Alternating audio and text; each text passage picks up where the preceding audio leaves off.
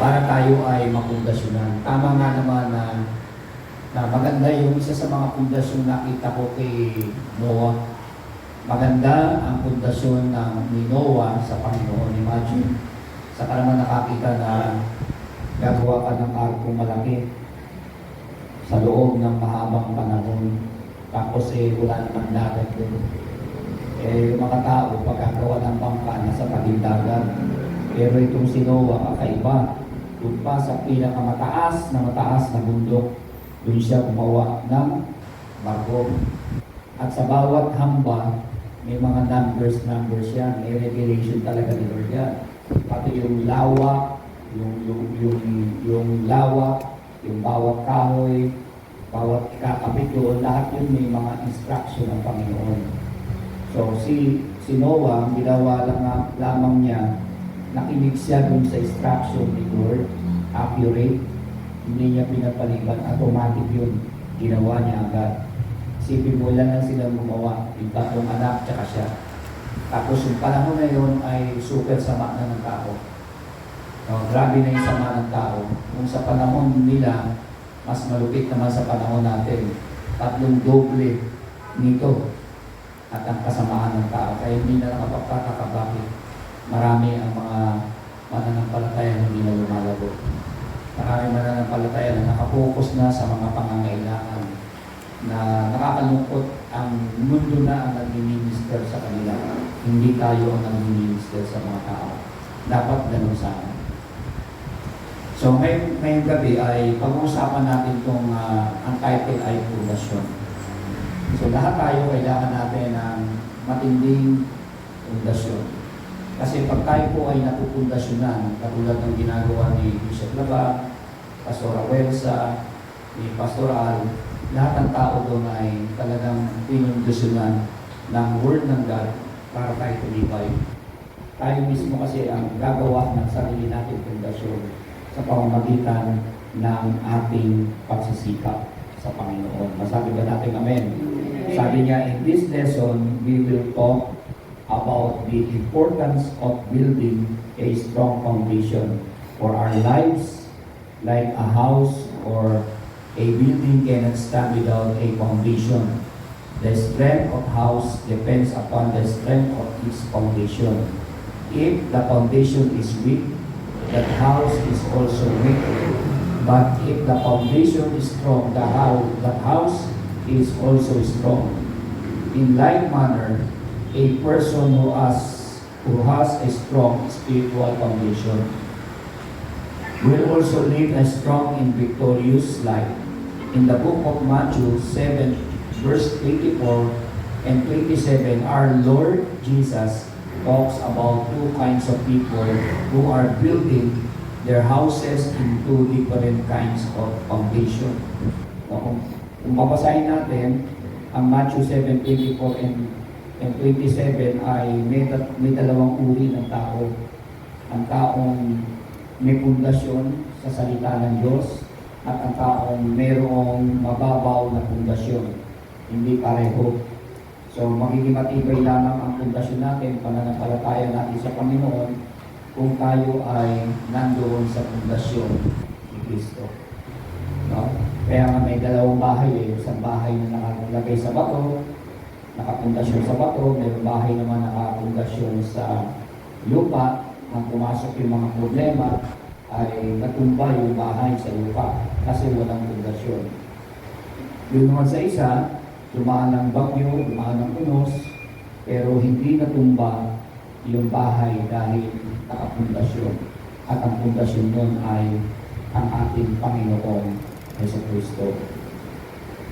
So, ang aralin ito na pag-uusapan natin ay ang kahalagahan ng pagbuo ng matibay na pundasyon para sa ating buhay. Kaya kailangan tayong mga katatayan at hindi lang yung mga leader natin dito, magmula sa adult, sa mga young pro, sa mga kabataan, kailangan yung pundasyon nila ay matibay. Kasi tayo yung gagawa ng pundasyon sa sarili natin. Kaya kung gusto natin matibay ang pundasyon natin, dapat maging masipag tayo pagdating sa gawain ng Panginoon kasi tayo rin ang makikinabang. Masabi ba natin amen?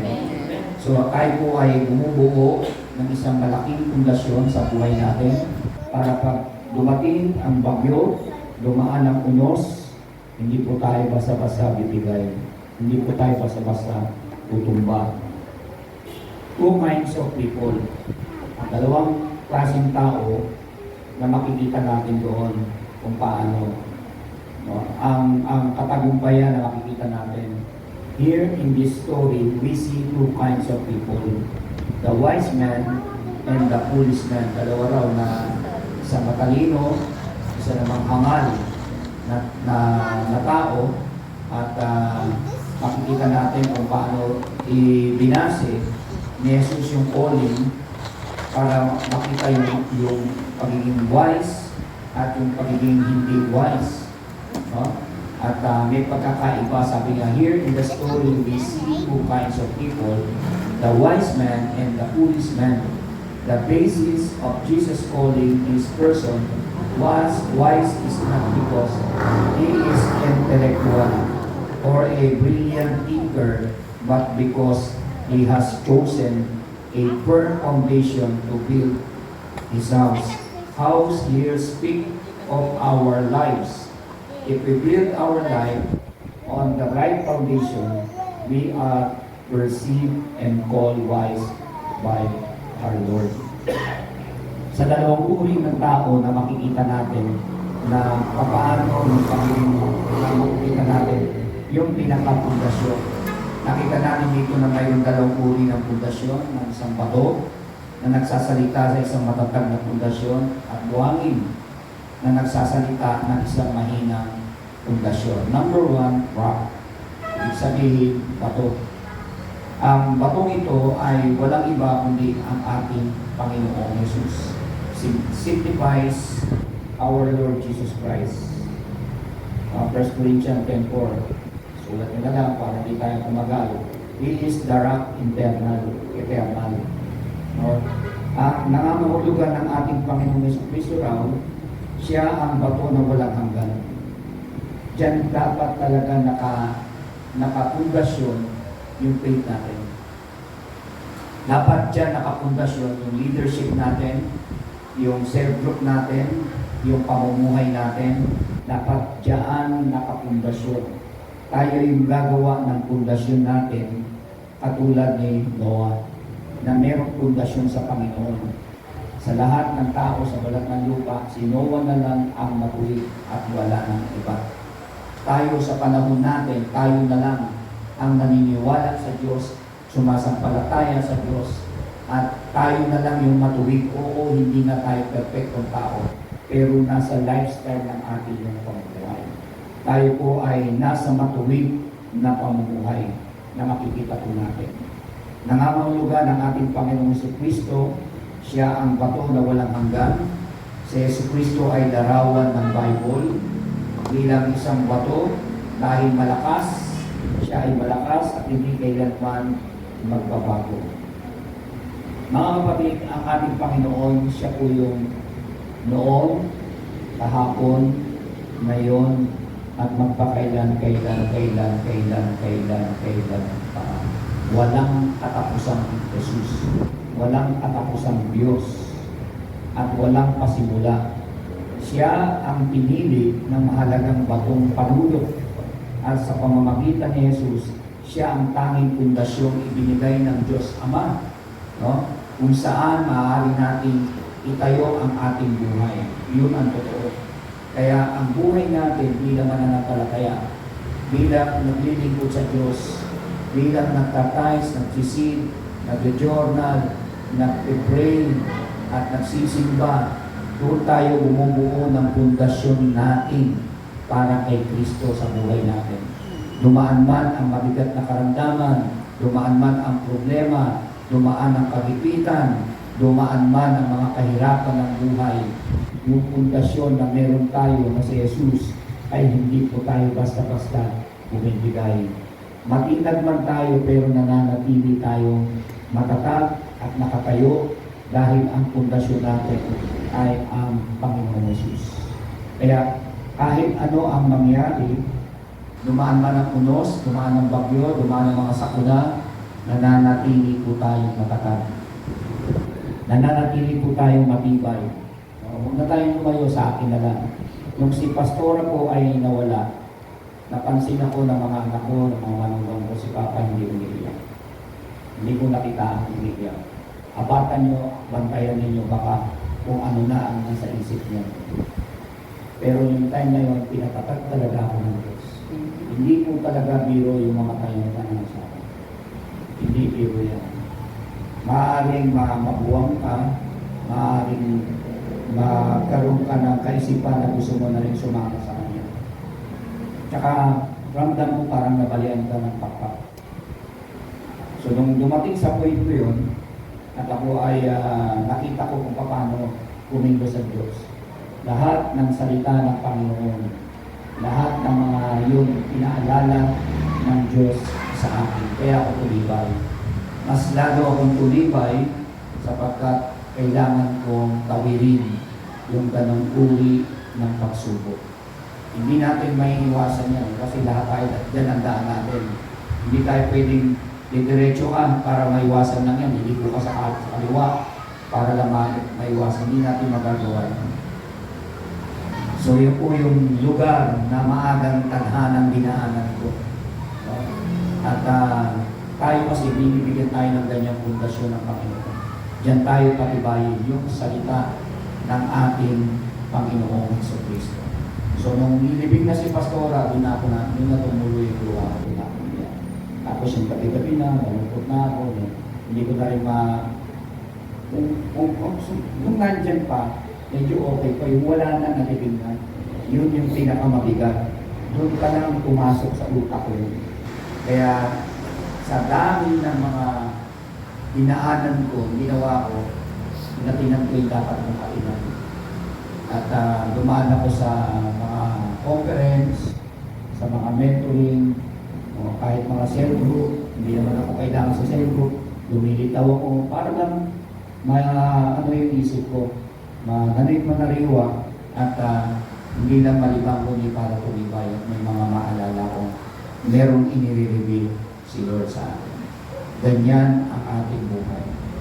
Kaya nga hindi biro yung mga hinaharap natin na mga pagsubok, pero yan naman tayo pakitibayin ng ating Panginoon. Masabi ba natin amen? Yes.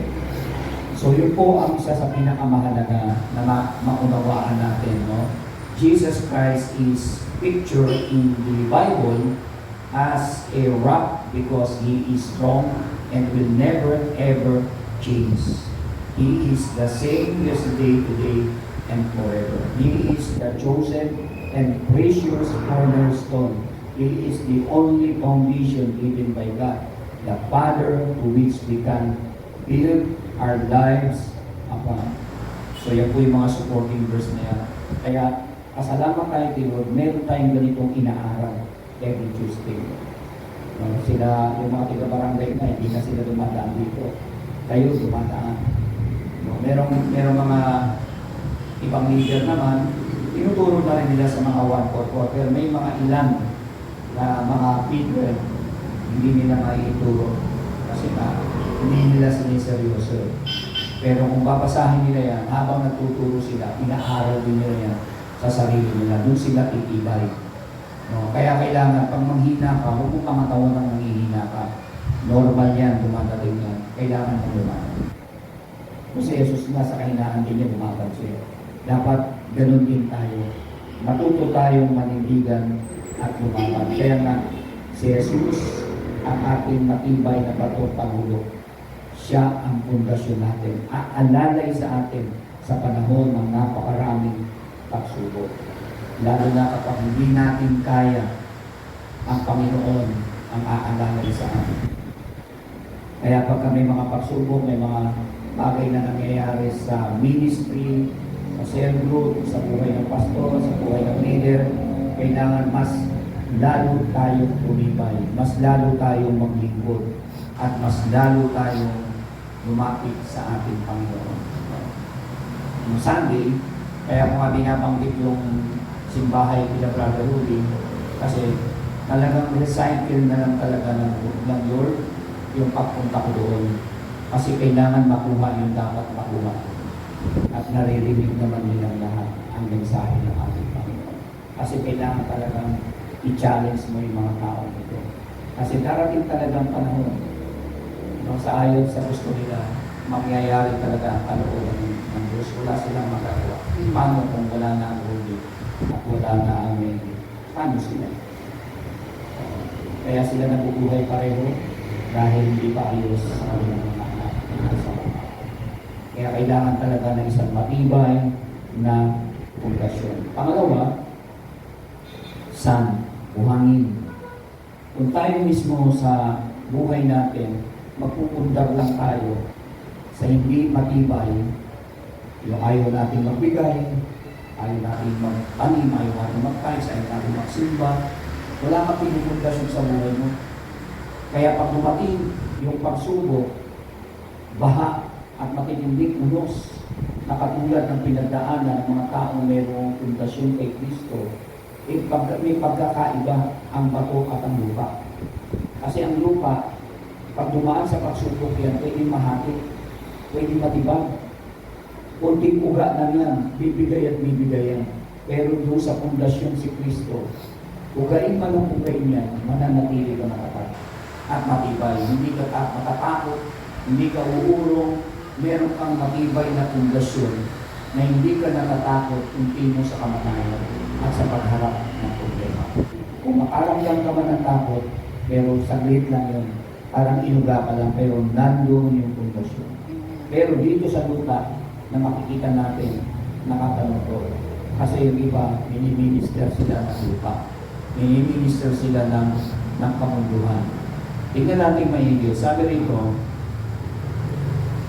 speak on anything that is apart from Christ. Sun signifies those weak and lifeless foundation that men have built their lives on. What are some of this weak foundation? Ang salita ng anumang bagay na naihiwalay daw kay Kristo. Ang buhangin ay nagpapahiwatig daw ng mahina o kahinaan at walang buhay na pundasyon. Kung saan itinatayo ang mga tao ang kanilang buhay, ano ang ilan sa mga mahihinang pundasyon ito? Kaya makakalungkot kung may mga tao na mga mananampalataya kay Kristo, yung pundasyon na tinatayo nila wala sa tibay. Una-una, doubt sila sa word. Narinig nila pero hindi naman nila sinasabuhay. Dapat isinasabuhay nila ang mga bagay. Isa sa mga napansin ko, letter A, religion. Religion. Some people are so proud of their church. Sabi nga ng iba, na pag pumasok ka sa simbahan, maliligtas ka. May mga paniniwala na ang relihiyon ay kaligtasan. Mayroong mga paniniwala na pag hindi ka pumasok at sumali sa kanilang simbahan, hindi ka maliligtas. You will not be saved. They exalt and magnify their sick more than they magnify Christ. Their trust is on their denomination and not on God, our Savior. Kaya nga ang relihiyon, may mga taong ipinagmamalaki ang kanilang simbahan, ang kanilang relihiyon, ayon sa kanilang paniniwala. Kung sasali sa grupo, ay hindi ka sasali sa grupo, hindi ka maliligtas. Dinadakila nila ang kanilang sekta nang higit pa sa paglaki nila kay Kristo. May tiwala sa kanilang denominasyon at hindi sa Diyos na ating tagapagligtas. Kaya paggawa na lang ng tao, reliyon na lang ng tao, ang umiiral, wala na yun sa Panginoon. Kaya yung pundasyon nila, yung ginagawa nila, nasa lupa lang. Hindi matibay talaga. Pag sinala yan, talagang magkakaroon na ng ligligan, unang bibigay dyan yung mga hindi, yung walang pundasyon, walang matibay na pananalig sa ating Panginoon. So ang reliyon, hindi sa mabubuting gawa, ang reliyon ay yung marami kang activities na hawak, yung reliyon, yung mga si Jesus ay hindi tanggi, hindi Diyos, tao lang yan, at kung ano pang mga sektang katuruan. Si Jesus ay hindi Diyos, hindi namatay. Yun po yung mga ganong klase mga paniniwala ng tao. So, ibig sabihin, reliyon ng tao ang kanilang pinangahawakan ng kanilang doktrina. At pangalawa, let there be money. No. Many people are, many people are so obsessed on worldly wealth that their whole life in focus of gaining material possession. Ang pera, maraming tao ang nahuhumaling sa pera. Pag pera ang pinairal, miniminister sila ng pera, kaya sila nalalayo sa Panginoon. Minamahal nila yung pera, pinapanginoon nila yung pera. Maraming tao nang nahuhumaling sa makamundong kayamanan na ang kanilang buong buhay ay nakatuon sa pagkakaroon ng material na pag-aari. So, ibig sabihin, ang mga kayamanan dito sa lupa at yung mga trabaho at yung mga pangangailangan, pera, kayamanan, etc. Doon sila nahuhumaling.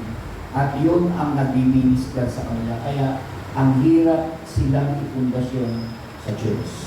Ang hirap sa kanila ay makikita mo na naghihirap yung buhay nila kasi si Kristo ay hindi po mainline sa life nila part-time. Huwag mong i-part-time si Jesus. Kasi pagka mainline mo siya, lalo kang titibay. Dapat hindi part-time. Pag ginagawa mo lang siyang part-time sa buhay mo, madali kang maulit sa Diyos. Madali kang bumabagsak. Meron akong kilala, may kilala po akong tao, nakatira dito yun. Sunday, nakarang Sunday, tapos nagkakatalong-talong pa dyan.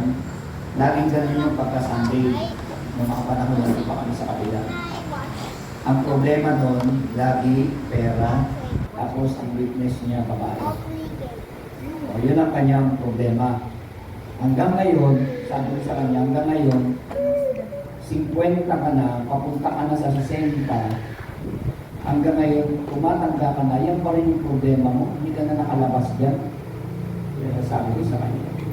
So sabi ko, mahirap ang pundasyon mo na sa lupa. Tayo habang nabubuhay tayo sa lupa, pundasyon na natin ang salita ng Diyos ang sarili natin. Huwag tayo magpundasyon ng sarili nating kakayahan, maging sa mga pananalapi.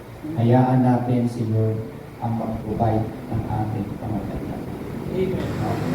Sa totoo lang, baka medyo edad ka na ng mga 90, 80, mula 70 pataas. Kahit nakita kay Lilo, sinabi ko na sa kanya, ano mo ang Lilo, hindi mo na kailangan lumaman. Sabi niya, bakit naman? Hindi kasi mo na kailangan lumaman at magkaroon ka ng mga bungalow, magkaroon ka ng sasakyan. Sa edad mo yan, hindi na bagay sa'yo. Alam mo pa mo na dapat mong gawin? Sabi niya, simple ka lang. Ayusin mo yung pamilya mo at maglingkod ka sa Diyos ng totoo. Ibagay mo yung edad mo sa galawan.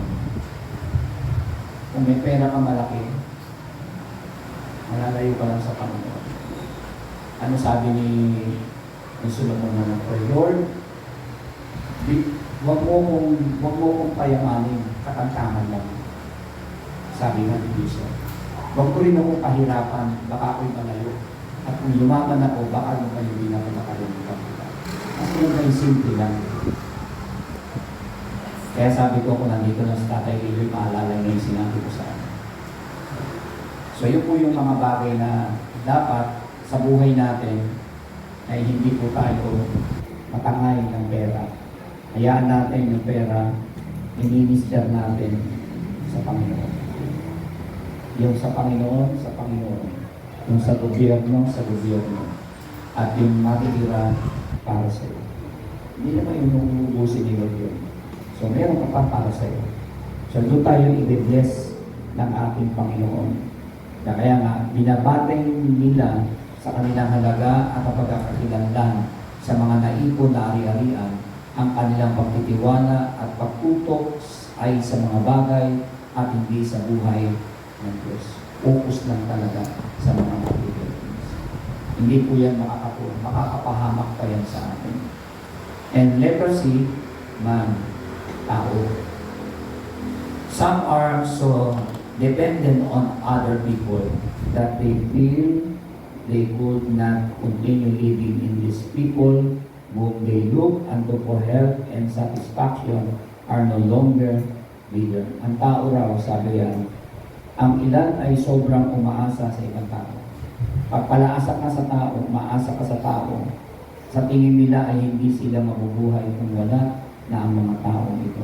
Kasi dapat umasa ka sa Diyos. Yung narinig mo, sabi nga ng Panginoon sa Matthew 7 kanina, verse 24 hanggang 27, ang nakikinig at sumusunod ay nagtatayo ng bahay sa ibabaw ng bato. Yun po yung pundasyon. Kaya kung lahat kayo nakikinig at sumusunod at isinasabuhay ninyo, gumagawa kayo ng matibay na pundasyon. Hindi lamang sa sarili ninyo, maging sa leadership ninyo. At doon kayo magagamit ng ating Panginoon. Ang sabi ba natin, Amen? Kaya, mahirap umasa sa tao at hindi yun ang tunay natin pundasyon. No? At ang ilang umaasa o sobrang sobrang umaasa sa ibang tao, tingin nila ay hindi nabubuhay. Hindi sila mabubuhay kung wala ng taong umaasahan nila. Ang pundasyon ng kanilang buhay nakabatay sa kanilang asawa, sa magulang, kaibigan o iba pa. At hindi kay Yesu Cristo. Hindi tayo dapat aasa sa tao. Katulad ng mga anak ko natin, kailangan talaga turuan sila. Huwag umasa sa magulang. Kundi umasa sila sa Panginoon. Turuan silang mapundasyonan.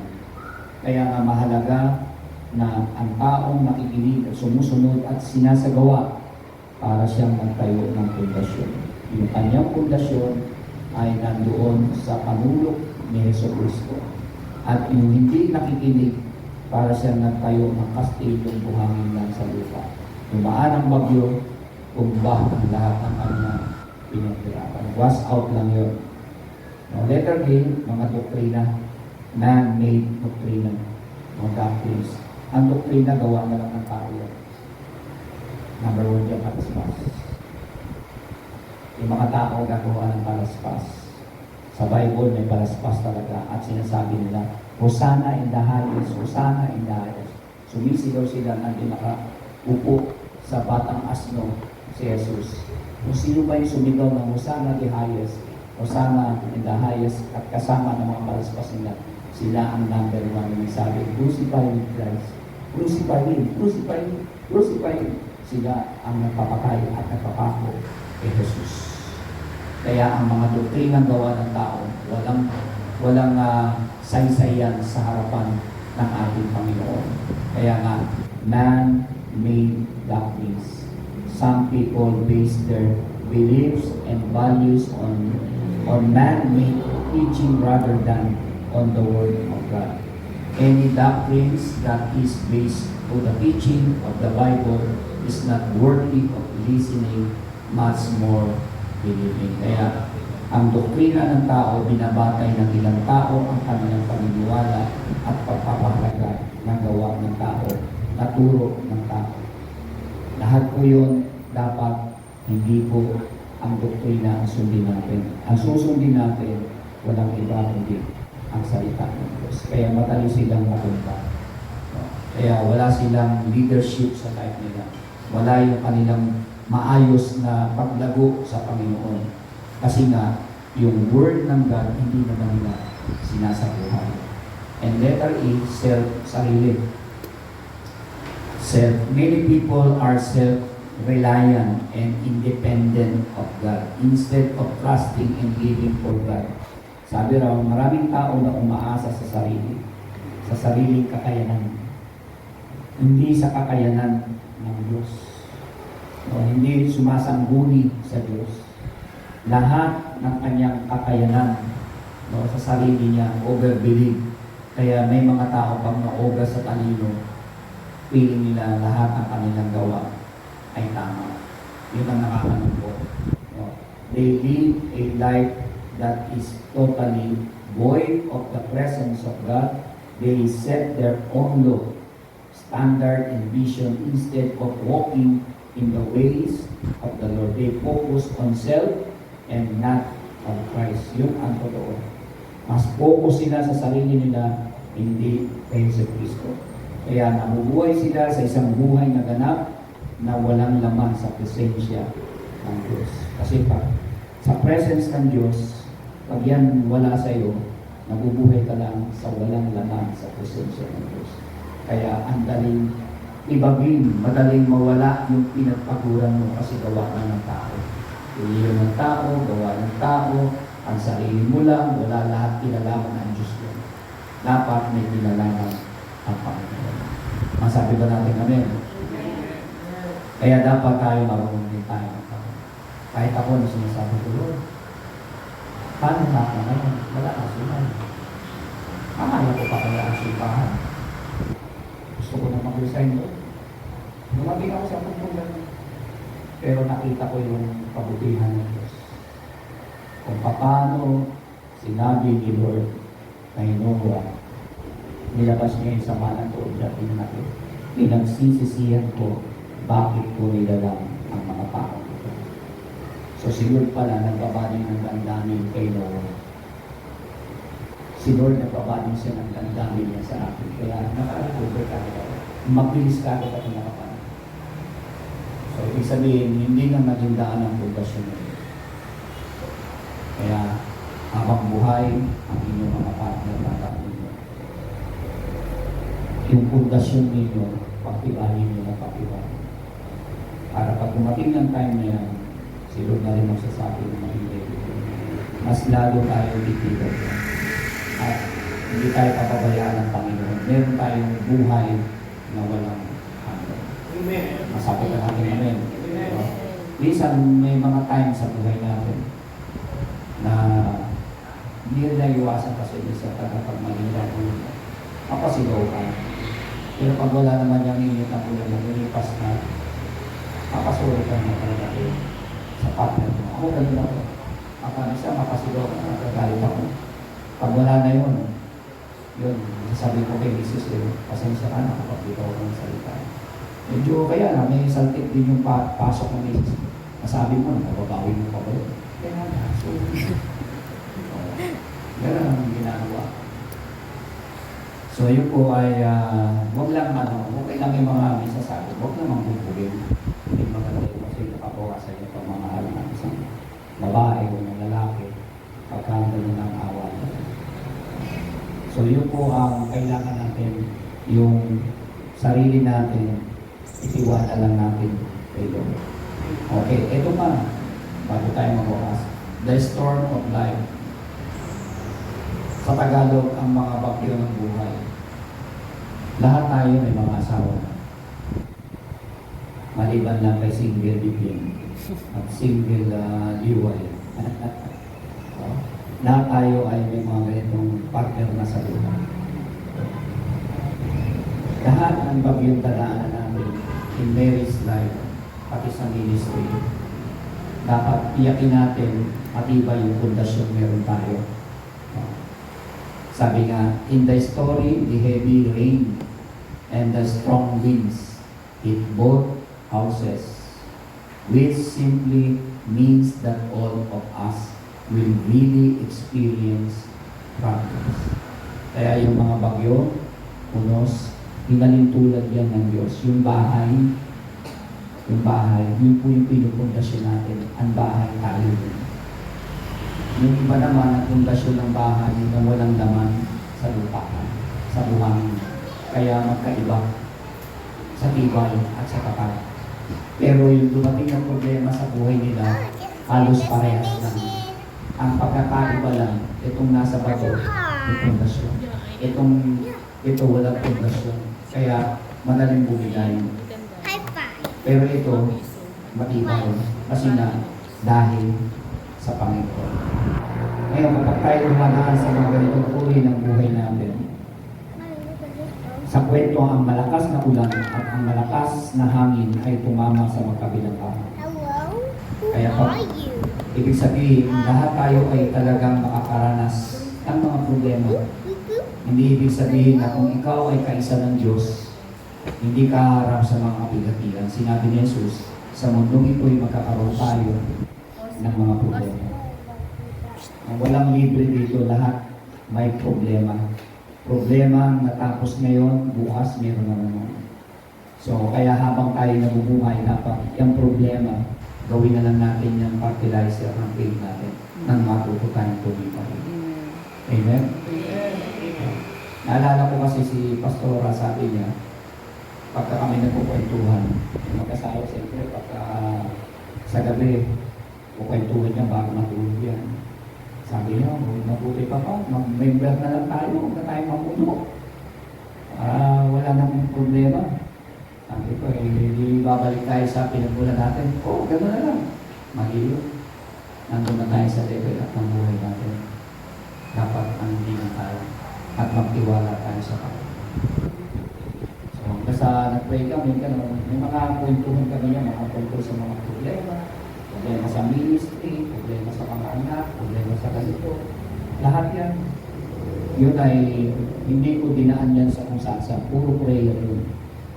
Kaya pag minsan pang mga nag-iisa ako, lalo sa prayer ko, pag naisip ko yung 34 years na pinagsamahan namin, naalala ko yung mga prayer namin, yung malulungkot, yung masasaya, tapos pag natutuloy yung luha ko kasi nakita ko yung goodness ni Lord. Paano ba naman yun? Hindi ka ba matitibay sa sitwasyon yun? Yung asawa mo ligtas, tapos magpabackslide ka. Tapos pag namatay ka, magkahiwalay kayong dalawa. Ano ba yun? Dapat, magkaroon ka ng talagang pundasyon galing kay Kristo. At isipin mo rin, hindi lang si Lord. Isipin mo rin yung partner mo nasa taas ka. Kaya dapat makita kayong dalawa bilang brother and sister. Kasi pati sa langit, hindi na kayo mag-asawa. Yun ang ating totoong buhay, totoong tahanan natin. Kaya nga, pag may mga nakakaranas tayo ng mga problema, mga pinagdadaanan natin, patitibayin tayo ng Diyos. Sabi nga, hanggat narito pa tayo sa bumagsak na mundong ito, palagi tayong sasabog ng lahat ng uri ng pagpipigil. Paminsan-minsan ay makakaranas tayo ng problema sa ating pamilya, pananalapi, trabaho at kalusugan at mga pagsubok at pag-atake sa palaging pagiging bahagi ng ating buhay dito sa lupa. Pakikita natin yan sa John 16:33. Yung Holy Spirit, yun ang makakapagmuntay sa atin sa buong katotohanan, sa mga bagay na dadating sa buhay natin. Masakit ba natin namin? Yun po ang kailangan po natin. Panguli, house on the rock. Bahay sa bato. Our house must be established on the rock. Ang ating bahay dapat may tatag sa bato. Ang kailangan naman natin gawin bilang mga leader, tama yung ginagawa natin. Ginagawa natin ang paraan para yung faith natin, inatatag natin sa bato kay Jesus. Ako hanga ko kay Brother Roque. Malabo makapil niya ng mentoring, pero hindi ginagamit lang si Lord. At gumagawa siya ng paraan. Kasi, pundasyon yung pupuntahan mo. Para mapundasyon lang yung kanyang faith. Hindi napabuli. Isa sinasabi ko kay Samuel, gawin mo ng paraan, ikaw rin. So, lahat tayo doon na pundasyon. Pinaka-importante sa buhay natin. Doon tayo nagsisikap. Malayo man nagagaso sa mga, pero yung pundasyon natin tuloy-tuloy. Kaya nga ang ating bahay dapat inaitatag sa bato na si Yesu Cristo pang tayo ng natiling matatag sa gitna ng unos na darating sa ating buhay. Ang buhay, sabi ang bahay na ating tinatayo ay maaaring mahulugan sa ating buhay. Ating pamilya, ang ating trabaho, ang ating negosyo, ang sa secular, ang lahat ng area ng ating buhay. Sa pamamagitan nito ay nakikita natin si Kristo ang nag-uugat ng ating pundasyon at umuunlad bukod sa Kanya, tayo ay walang at walang magagawa kung tayo ay hiwalay sa Panginoon. So mga kapatid, yun po ang isa sa pinakamahalagang bagay sa buhay natin. Kaya kahit anong unos dumating, basta si Kristo ang kasama natin, hindi tayo matutupa. Pero yung mga taong gumawa ng pundasyon sa sarili nilang karunungan, walang laman yan sa presensya ng Diyos. Building our house on the rock. Pagtatayo ng ating buhay. Bahay sa bato. Ibig sabihin, sa 24, ng Matthew 7:24, hear and obey. Pag sinabing hear and obey, ang prinsipyo nito, yung nakikinig at sumusunod at nagsasagawa, gumagawa yun ng pinakamatibay na pundasyon sa kanyang buhay. Katulad ng pag-devotion, pag-pray, pag-church, pag-atin ng ganito, sa mentoring, gumagawa ka ng pundasyon. Isinasabuhay mo if you take time to hear the Word of God and apply it. Kaya tama nga sabi ni Pastor Al na para wag nang tumagal na mahaba at mapadali natin, tignan natin yung instruction ng Panginoon. Pakinggan natin yung instruction ng Panginoon para masunod natin ng malinaw yung kanyang utos. Yung 15 years, magiging 3 araw lang. Kasi nakinig tayo, sumunod tayo sa Kanya, at isinabuhay natin. Masabi ba natin amen? Amen. So nasa pagsunod po yun. Paano natin itatayo ang ating bahay sa ibabaw ng bato? Ibigay natin sa Panginoong Hesus ang prinsipyo ng ating pagsunod at sa pakikinig natin ng salita ng Panginoon. Take time to hear the Word. Yan. Isa po sa pinakamahalaga sa nakikita natin, before we can fully obey God, we must first know His commandments and principle. Bago natin lubusan masunod ang Diyos, kailangan natin malaman ang Kanyang utos at prinsipyo. Dapat accurate, malinaw. Huwag na huwag tayong susunod sa Diyos na hindi natin naiintindihan. Dapat pakinggan muna natin ang instruction ni Lord, tsaka natin gawin katulad ng ginawa ni Noah. Pinakinggan niya maigi at ginawa niya, sinunod niya, kaya natapos niya ang malaking barko. At lahat ng pamilya, lahat ng hayop, lahat-lahat pagkatapos tsaka niya binaba yung kahatulan ng mundo. Yun lang po ang kailangan po natin gawin mga kapatid at sundin natin ang nais ng Diyos. At yung panghuli, practice what you hear. Isabuhay natin yung ating mga naririnig. No, hearing the Word of God is not enough. We need to apply. Ang pakikinig ng salita ng Diyos hindi sapat na kailangan lang natin ilakad. Kailangan natin gawin. At makinig sa salita ng Diyos, gawin natin ang nais ng ating Panginoon para meron tayong magandang resulta. Result of applying what you hear.